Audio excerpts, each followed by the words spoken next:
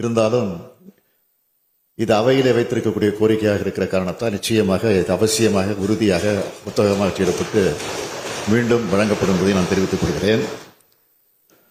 எனக்கு இருக்கக்கூடிய கவலை எல்லாம் பிரதான எதிர்க்கட்சியாக இருக்கக்கூடிய அதிமுக இதில் கலந்து கொள்ளாமல் தங்களுடைய கருத்துக்களை சொல்லாமல் போய்விட்டது என்ற வருத்தம் தான் எனக்கு இருக்கிறது.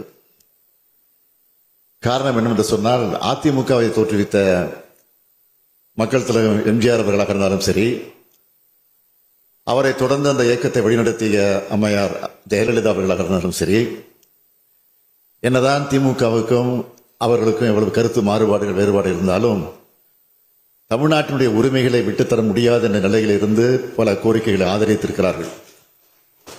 ஆனால் இன்றைக்கு என்ன சூழ்நிலை என்று புரியல. அது நமக்கு புரியும். ஆனால் அவர் பேசும்போது சொல்வார்கள், கொள்கை வேறு கூட்டணி வேறு என்று சொல்வார்கள். அதை தான் இப்போ சொல்ல தொடங்கி இருக்கிறார்கள். இதுதான் கொள்கையா? அந்த கேள்வித்தான் கேட்க வேண்டியிருக்கிறது.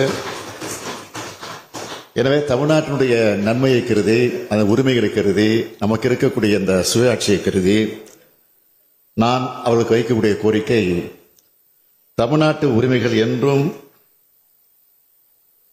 அந்த உரிமைகள் என்று வருகிறதோ அந்த நிலையிலே நாம் அனைவரும் ஒன்று சேர்ந்து கட்சி மாறுபாடுகளை வேறுபாடுகள் எல்லாம் கடந்து ஓரணியில் இணைந்து செயலாற்ற வேண்டும். இதனை ஏற்றுக்கொண்டு அவர்கள் அந்த பணியிலே மேற்கொள்வார் என்ற நம்பிக்கையோடு அனைவருக்கும் நன்றி கூறி அமைகிறேன். வணக்கம்.